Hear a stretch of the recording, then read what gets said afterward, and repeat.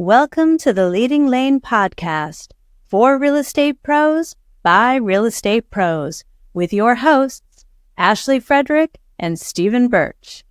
If you're looking for an honest, authentic, and raw perspective, you found it. All right.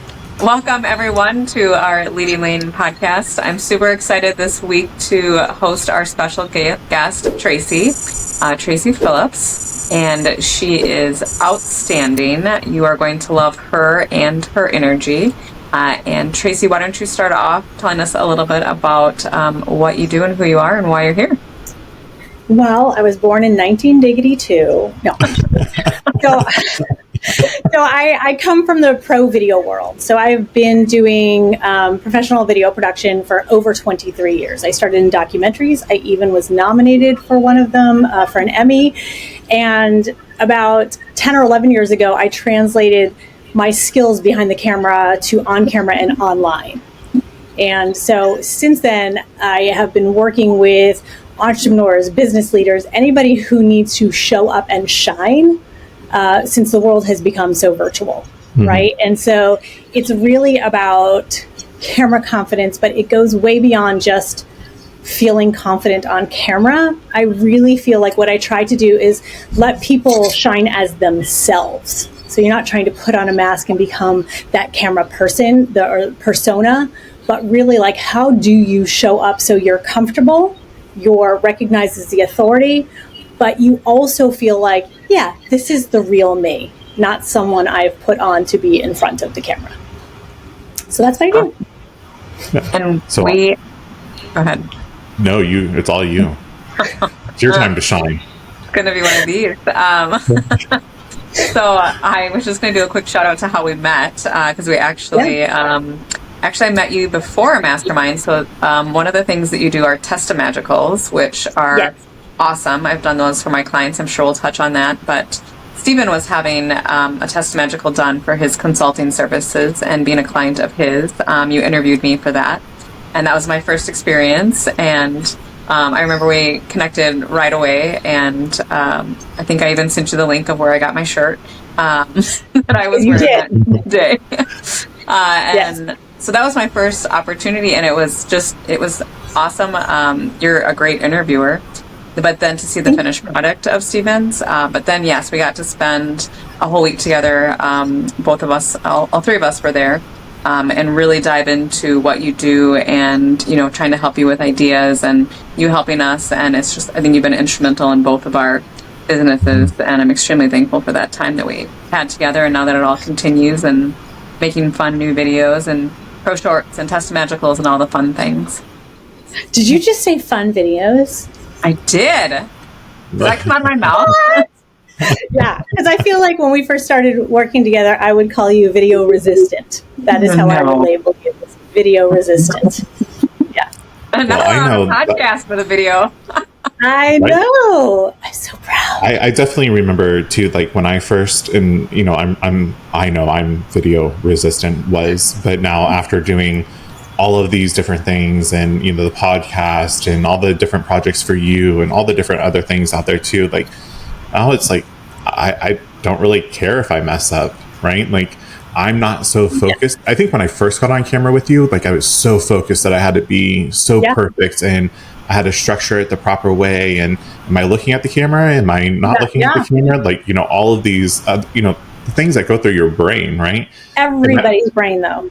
Absolutely. Everybody's brain. Yeah. Absolutely. But I think the thing that you did for me, Tracy, is that you like in that interview, because I did one for another client of yours, for one of your testimonials, and you just had a conversation and you came and you approached it at a very calm, cool, collected cucumber that you are, and you just made it so natural and organic to have a conversation.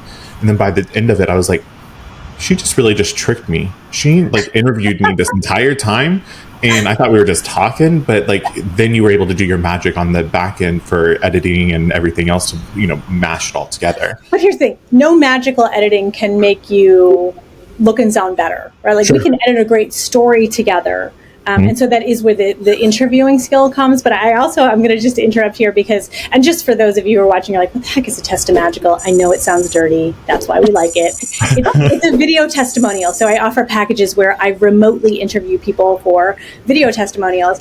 I think with Stephen, it was really funny because, it was a conversation and most people get off and go like, wait, what? You were recording? Because that's how it should be, though. It should feel very relaxed. The funny part about it was 2 days later, or even the next day, Stephen reached out to me and he was like, so I can't get you out of my head. Like, I need video testimonials and I want you to do it. And that is what happens is once you realize, it doesn't have to be hard. It doesn't have to be like pulling teeth. So I think that like your experience and Ashley's experience is exactly the progression of how video should be. There's no easy button. There's no like pill you can take at night and the next day you're like, oh, today's the day. I'm going to be awesome. Let's make a million videos, right? It just doesn't work that way. You have to suck a little at first and then you suck a little less. And I love, Stephen, that you said that like, and now you're like, whatever, because that is the natural progression of being on video. Yep. And I think you're absolutely correct with that. Like it's reps, right? Yeah, it's just if you were to go to the gym or it's just to start the ab workout, right, Ashley? I did mine today. I told her side story, like completely off topic. I told her, I was like, I can't get past this freaking number on the scale. It's pissing me off. And she was like, well, what if we were to challenge each other and do ab workout in the morning? 10-minute abs, friend. Right. And I said, can you ask me that question tomorrow morning? Because I am not in the mood right now, and I'm going to tell you no. So come back at me tomorrow, and then we can go with it. So circle back. Yeah. So I don't want to tell you no, but I'm going to tell you no right now. But no, like it's all about the reps. It's everything that you do in life, in business. You're not going to be perfect the first time. You're going to have to figure out your method. You're going to have to figure out the little bumps. And I think honestly though too, you're going to have to realize that you have to accept yourself and you have to accept your authentic self.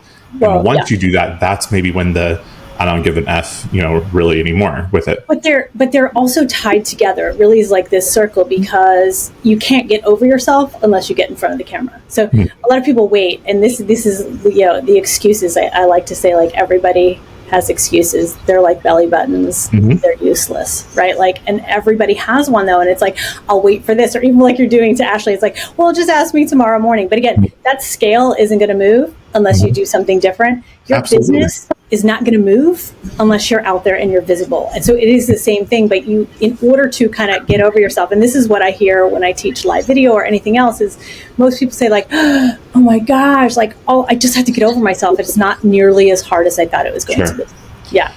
And I think the beauty of your Testamagical is that really, yes, I was on the other side of the camera and being interviewed for one of your clients, somebody that hired you, right?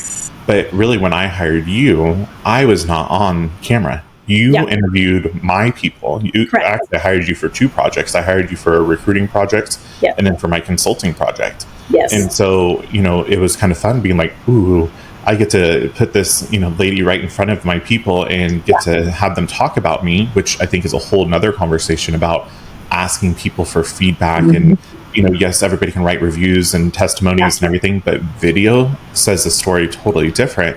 But you handled all of that. You were able to run with it. Right. And even though that I was not on camera, I was being around it and I was surrounded with my people, my clients.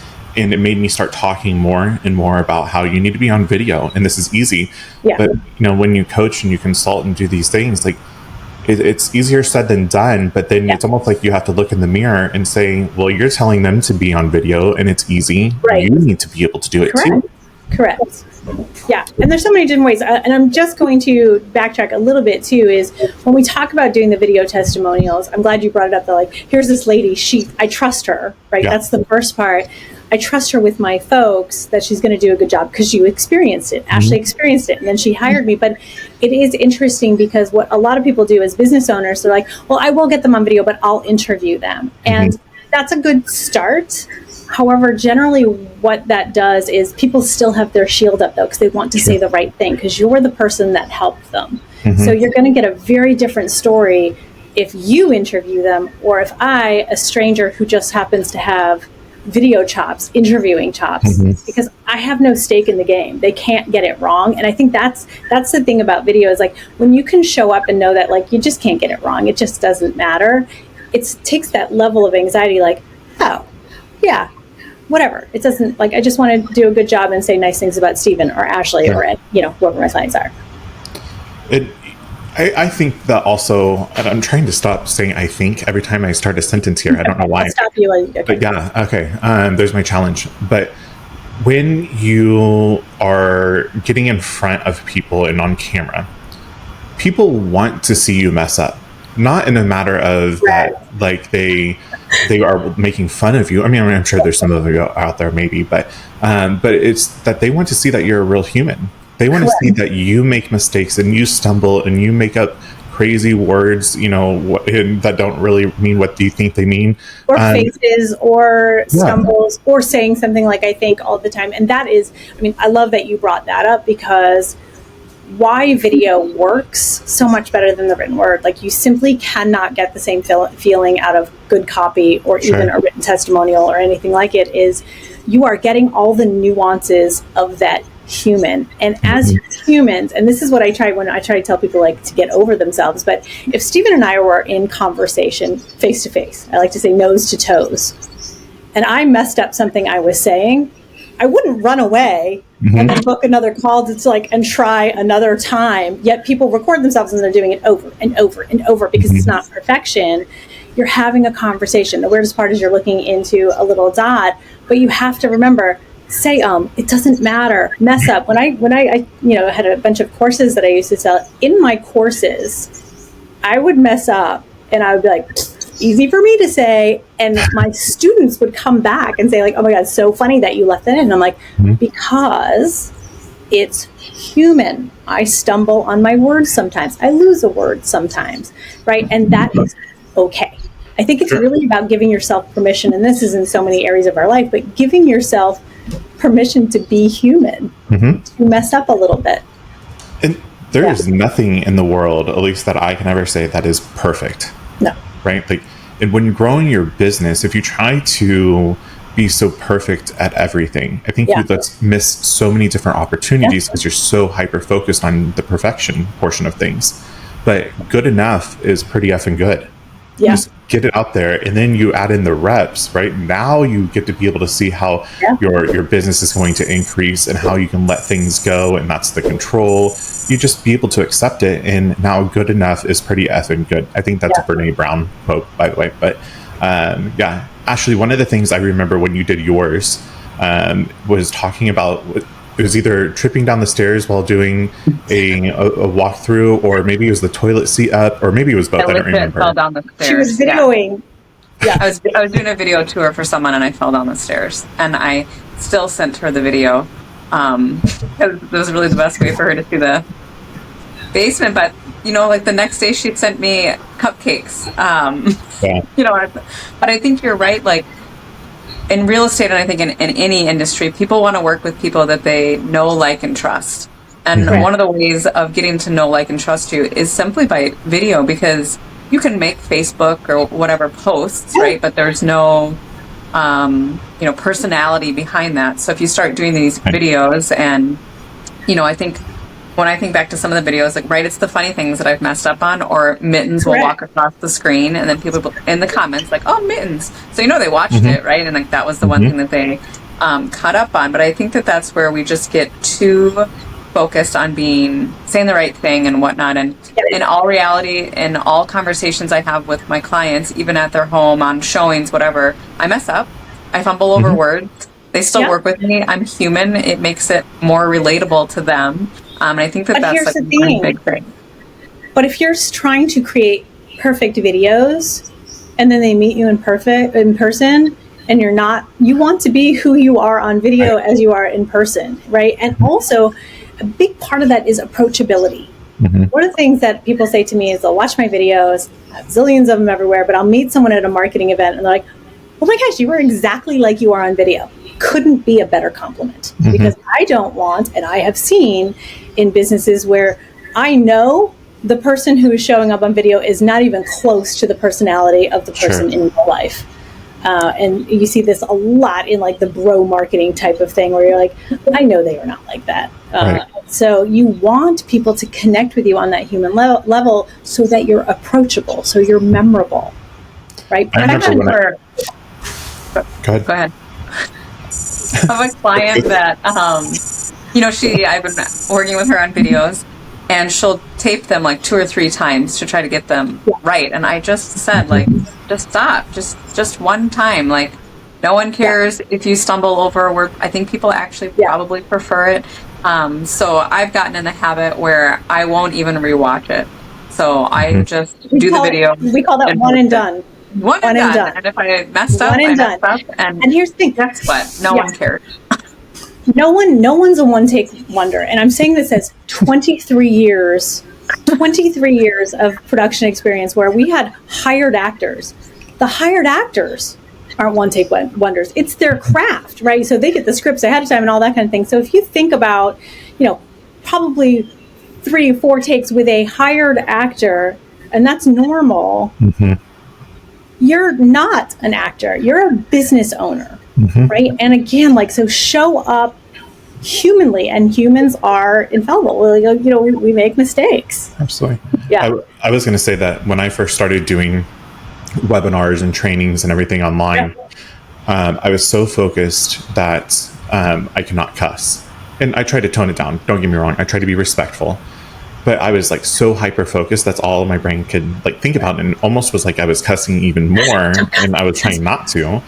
But then when I started doing in-person training and going to different places and being on stage, it's like, well, I mean, I need to be respectful. I get that, but also I need to be true to who I am. Yes. And if I am going to say shit every once in a while or whatever else, or stumble over the words, I cannot focus on that, because if I focus on that, I'm not going to be able to deliver my message and make the impact that the person that hired me to be there wants me to make. And I think that people get so in tune with that, or focused on that, that you completely go to the left field on there. And people, when I started being myself in front of people in person, people gravitated to me. And it's great. And I don't have this back of mind thinking constantly, am I messing up, am I saying too much, am I cussing too much?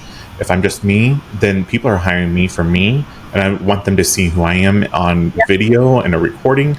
Or because when I get there, they're going to be pretty pissed off that I'm cussing and they don't like that, or we can have the conversation beforehand. So you have to be your authentic self. And I love that you brought that up, because cussing is one thing, but a lot of people, again, it's putting on that persona or that masks, because they think, to be professional, a professional wouldn't cuss. And I think that's hilarious, because in my world, I'm attracted to the people who say what's on their mind. I don't like the gratuitous, where you see people like, okay, that wasn't necessary. Sure. But this goes for accents. This goes for, I worked with a client and we were writing scripts, and she had worked with someone else, and they were trying to take out her Southern twang. But she's from the South. And so she would say all y'all or whatever. And what I found so endearing about her was her Southern twang. Right. Yeah. And so we revamped everything she was putting out there and had her show up as Amy, and her business exponentially, the videos from before and the videos from after, because she said it was like this weight taken off of trying to remember, I shouldn't say this, or I shouldn't say that. Say what is on your mind, because marketing is as much about attraction as also pushing away the people who don't gel with you. Perfect. Right. Absolutely. I'm not everybody's cup of tea, and that's cool. I get things all the time where someone will say, I wish you just hadn't done that. And I'm like, bye. Okay. I don't care. Or I had a client who said, well, I can't do this because my dad wouldn't approve. And I was like, oh, so weird. Is your dad your client? And she just stopped, because I was like, he is not your ideal client. Yeah. Who cares? Is he watching your, I actually blocked my dad from all of my social media stuff where I was showing up, because he would comment stuff. I'm like, we do not need that opinion on the line, right? And so you have the power to say, okay, these are the types of people I want to attract. And so being you is the only way you're going to attract people who really appreciate you for who you are. Absolutely. I think that's great. So what are some tips that you would give somebody that is just starting out in video, or maybe let's say that's somebody that knows that they should be on video, but they're not. Yeah. Like, what do you do to get over that hump to just now get going? So I love the idea that you're doing the ab challenge. You have to challenge yourself, because really the only way you're going to get the camera confidence comes from commitment. So you have to commit and say, like, I'm going to do it. Consistency, which is like putting out video. You can't dabble in video, as I'm sure all of us can tell you. You can't put one video out and tell me the video doesn't work. You can do 100 videos and then tell me it didn't work.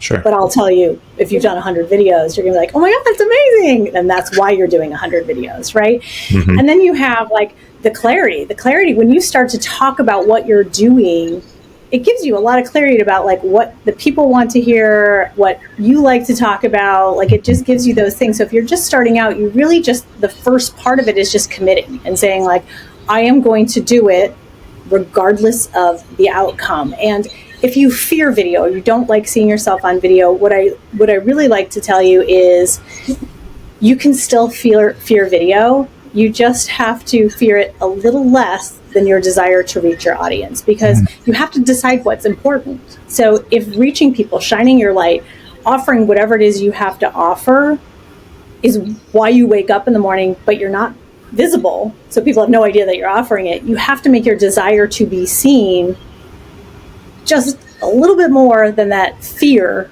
of getting on camera. And so I would say, this isn't a Nike commercial, but at some point you have to say, just do it. And again, like I talk about the equipment graveyards and excuses. People are like, I don't have this, I don't have that. You have access to everything you need. I always say, like, if you have your finger and a phone, you have everything you need to get started with video. Do I want you to have good light? Yes, but you can get there. That's not how you have to start. Sure.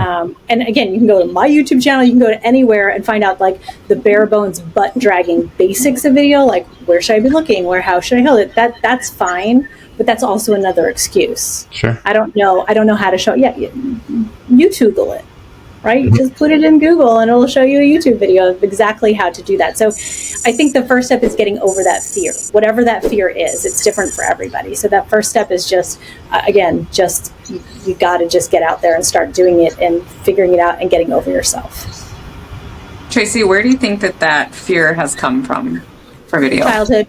Like, I don't want to, there's so much science and everything, but for all of us, it comes from childhood. There's not one person, again, and we were talking, I think beforehand, we were talking about when I do interviews, video interviews, if I'm interviewing someone 35 and older, they are worried about how they're appearing on video. If I interview someone 35 and under, they couldn't give a shit because they grew up in the video realm, right? And so there is a difference of how being seen for many of us comes from childhood. Whatever else you were hiding, that suddenly comes up, those fears come up. So when I say just get out there and do it, I don't say that lightly, because you're overcoming quite a bit, but you still have to do it, right? And so for me, my story, and it took me a while. I worked with a mind repatterning coach, and I'm still getting out there, and I was doing it, but I was like, why is this so hard? Because remember, I was behind the camera as a video pro. I wasn't in front of the camera, so I had to go through what everybody else goes through, which is like, I don't really like that. And now, I've watched my face fall in slow motion for the last 11 years online, but you can't worry about the wrinkles. You can't worry about all of the things, because nobody else cares about that. Only you care about it. But that caring comes from childhood. And, I was an emotional child, like I would say vibrant and energetic child. There were 3 of us, and I had a very kind of strict German mom and a dad who also liked attention. And so my entire life I grew up hearing, oh, for God's sakes, Tracy, oh, for God's sakes, Tracy, oh, for God's sakes, Tracy, which is, shh, too much. You're too much, you're too much, you're too much. And how that translates when you get older is, shh, who wants to hear you? Or who does she think she is going on video asking for this attention? And so I really kind of had to get over the story of, it's not me asking for attention, it's me shining my light so that my clients can shine their light, so I can make more money, they can make more money, and on and on and on, right? And so it took a little bit of time, but while I was figuring that all out, I was still doing a live video every single week. Yeah. That's awesome. Thank you for sharing that. It's a little psychology for you. Yeah. But I mean, if you really analyze it, that's so true. Even you sharing that story, I kind of was reflecting back on the things that, me growing up, and I mean, very similar. Like you're shining too bright. Yeah. And these are the people that I think that maybe they were intimidated by the fact that you're shining too bright, or it's not their personality, and they're trying to dim everybody else's light around them. Or they're jealous. Yeah. Right. Or they're scared. So a lot of times online, a lot of the comments I get will be a little bit, they're not nice sometimes. And I never take that personally. I just think, oh, they're hurting because they can't do this. Right. So it's interesting how you can shift it and then say like, oh, they're saying that. I mean, when I first started doing videos, I mean, I would run video ads and I would get some pretty nasty comments like, oh, you'd be pretty if you wore makeup. And I'm like, if you actually watch what I teach, that's not what I do. A 5-minute face. I don't do makeup. Like, I don't do it.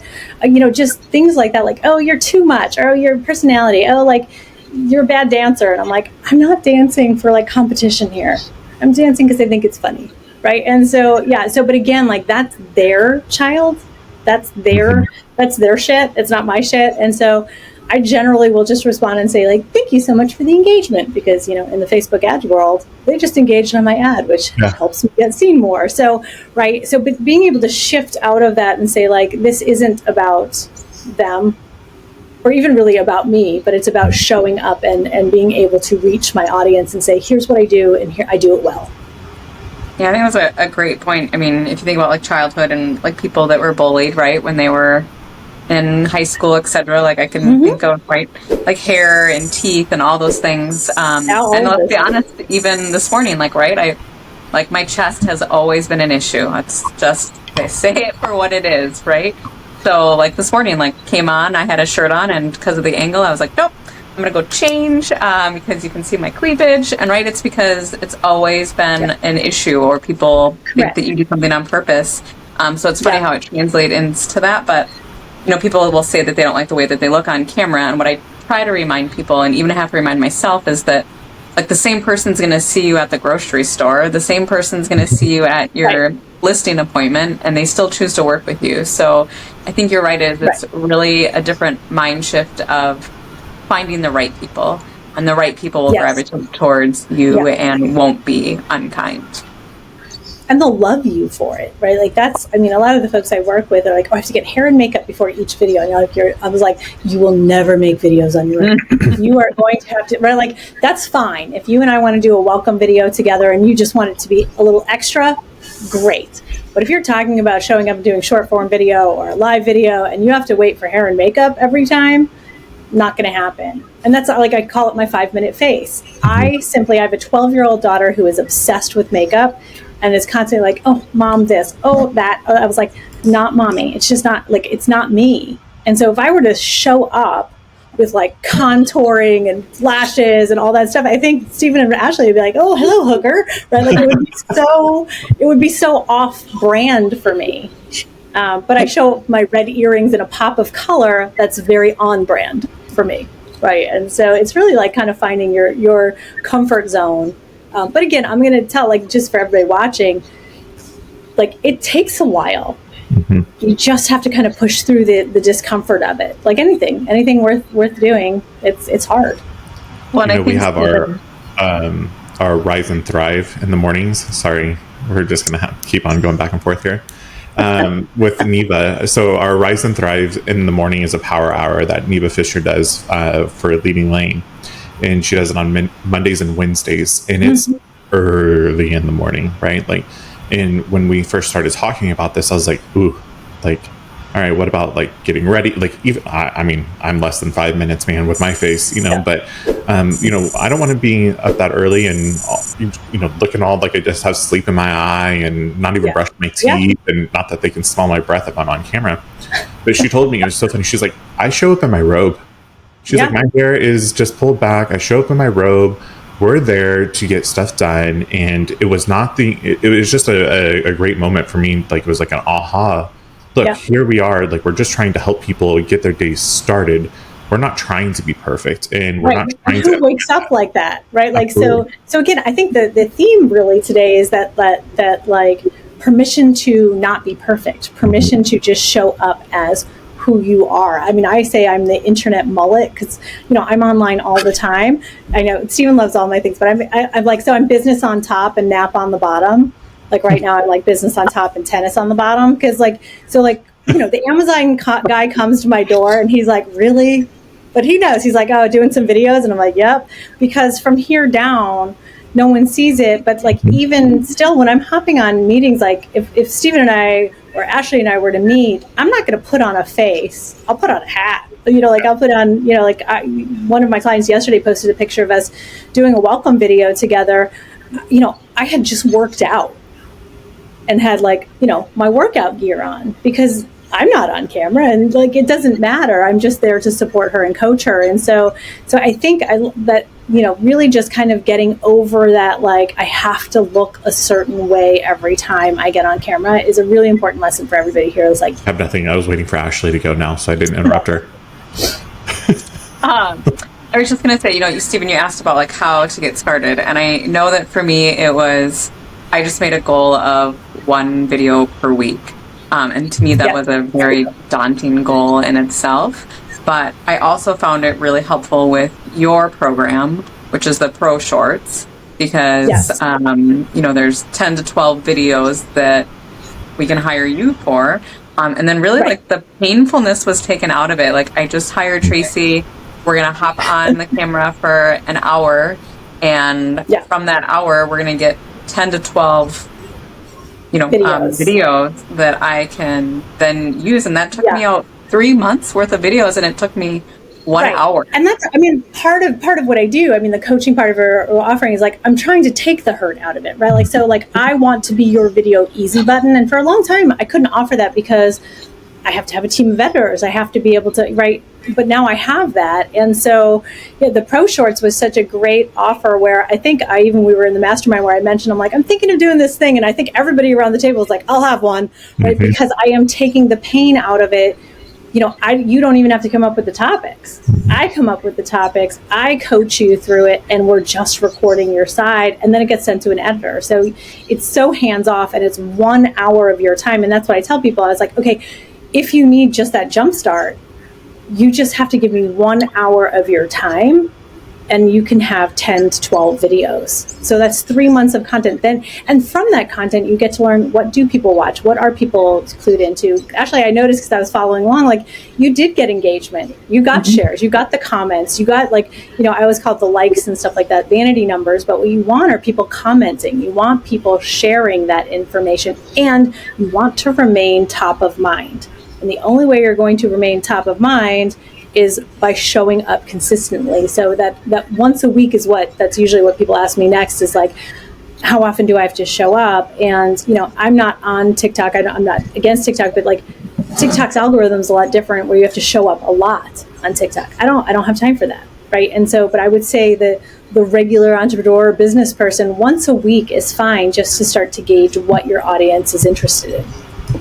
Well, and I think then it also just made it easier for me to hop on myself. So yes, I have the videos that I did with you, but I think I mentioned it in one of our other podcasts, but we had a hailstorm here and people were using these fly-by-night, storm chasers, and it was a nightmare. So I was like, I have to put something out, and rolled once. And I remember you sent me a message and you're like, you should wear pink more often. That's what I remember from that. But then I was more comfortable enough to just hop on a couple times myself while still having my, baked in 12 weeks. Yeah. And I call that your core content, right? Yeah. You have core content and then you can have your ancillary content or you're both, in the real estate world. So when I work with realtors, your core content should be your video content because it's more memorable, right? If a picture's worth 1,000 words, video's worth 1 billion. Right? So it just makes much more of an impression. And so your core content once a week, and then you can, whatever other kind of content you want to be putting out there, bought, sold, interesting little tidbits, that is what you can then, put on the sides there. But you do want to once a week be showing up with video in some way. We had this conversation in our office about, with NAR and the lawsuit and the buyers, representation. How do you explain to somebody if we're going to have a an agreement signed prior to even showing, how do you truly explain to people all of the bullet points of everything within this buyer agency agreement, right? Yeah. And my number one thing, you'll be proud of this one, Tracy, my number one thing is record a video. I was just going to say, video better be what comes out of your mouth next. Yeah. Yes. Like make this all just happen seamlessly so that you can send this over. You're explaining it. They're able to retain the information. Now that you have it documented, then if they feel comfortable enough with you, they're going to sign, right? They're going to move forward with you. And they're more likely because you've recorded the video. Like people put a lot of stock. So the weight of video outweighs so many other things because so many people understand that it takes extra time. It takes like now for me, I would much rather hop on a video and explain something than try and write it out. And I'm sure like once you hit a certain point, you're like, oh, I'm just going to record a live about this. Or like, I'm not going to email, right? Like it's much easier to communicate and you're putting a face to it and people appreciate it. On just like it just has more weight. They're like, wow, this is better than what someone else sent me. The tone, you can actually be able to hear the tone. You can see the body language versus in an email or a text message. It's very whatever the way you want to interpret it, right? Whatever mood you're in, you're going to assume automatically, the other side. So I think it clearly articulates your true message, who you truly are, and at the end of the day, it's way easier to be able to do because now you can have that on repeat, right? And you can use it for the next, and then you can continue to critique and grow from there. And that's all part of like, we haven't even like gotten into like video strategy, right? You don't want to be making videos just for the sake of videos. That's how you start, right? But then like, what is the strategy? What am I trying to do with these videos? And that's why, Stephen, I love that you're like, I'm going to do this video because it builds trust. You're sending it. So that's part of a strategy of being visible and showing up. And then suddenly you'll start putting more things, video testimonials, all those types of things in because it's part of your strategy for gaining more clients, gaining trust in your clients, whatever it is. I mean, I use an app called Bonjoro. So anybody that comes into my world gets a personalized video from me. It's 30 seconds. And so I have come up against people who are like, there's no way. I've run challenges. I've done things where 200 people are coming into my world. I still sent an individual message to each and every one of them. Why? They're more likely to show up because I put a face to it. And like as prevalent as video is these days, getting a personalized message from someone isn't so much. And so if you think about it in your world, you're wooing someone or you want them to, and you just send them a little like check-in video. Mind blown, right? That again, suddenly like, oh, I'm considering, Stephen sent me a video, right? The other person didn't send me a video. And so it really just kind of escalates your authority and confidence and trust and all of those things in your business. Perfect. I heart video. Can you tell? I love it. I think this is fantastic. And in reflecting back on where I started personally with video and with where we started our relationship from, looking to where it is now, like I typically don't say, but I mean, I've come a long way in video and being, having the authentic conversation. And so I applaud you and thank you so much for being a part of that. And I know that there's so many other things that you've helped me with, but specifically video is top notch. I appreciate you. Wait, I think what's happening? I think there's some water coming out of my eye. I don't do that. Hold on. I don't do that on video. Hold on. No, I remember when I did Steven's video, you obviously cut some things out for bloopers. But I didn't realize that I picked out one of his mannerisms. Oh my God, it was so great. It was so great. I know exactly what I played it out, and then he sent it to me, and I was like, I didn't realize I did that. I don't think you realized you did it either, but it's been like an ongoing joke now. So I appreciate that. The eyebrows. Again, so that's storytelling, right? Like so even though that wasn't used in the actual video, to share something that probably means a lot to Stephen, that's something you picked up from him. And so if we can give Stephen a moment of joy from this tiny little clip that it was literally Ashley going, Stephen has this look. He nods like, okay, but in his eyebrows, he's saying, what the fuck? Like whatever, right? But it's such a funny, right? But for him, it was probably delightful, right? Just fun to get something like that. And so video just has so much power in the personality and being able to share all of that. And so yeah, but again, that wasn't something that got edited into the video. It was just something very real and raw. Oh, don't worry, he shared it though. No, I know he did, and I may or may not have encouraged him to do so because again, when I'm going to hire Steven, and now I know this about him, right? I know he has this look, right? I know, and you, it's partly you, Ashley, right? Of saying oh, just wait, when you're working with Steven, he has this thing. It's endearing. It makes me go, oh, I want to meet Steven. Right. And that's what we want. We want someone to watch a video and go, I want to meet Steven. Sure. Right. Yeah. I mean, I think the videos have been great. And I know we didn't talk a lot about the testimonials, but I think that is, or testimagicals, just a whole other piece of being able to take a moment back and I think appreciate what you do for others. And I think that we all struggle with that. And I think I told you that when you edited my testimagicals, I wouldn't watch them. People talking about their experience with me and what a great time it was, that I wouldn't watch them. And you're like, Ashley, you have to watch them. They love you. You have to. So I think that that's something too, that we just have to learn to appreciate what we do, appreciate those that appreciate us. But I think that, I appreciate that you've done that for us, that I've been able to be on lots of calls with you. And I'm excited to have some more calls with you in the near future. Yeah. And I will tell you, a lot of people, so they come from different schools. Some people don't want to watch because it's uncomfortable. And Stephen, I think you were in the same boat of it's uncomfortable to hear people praise you. And it comes from childhood, right? So these are other things that are coming up, right? We're going to go back there.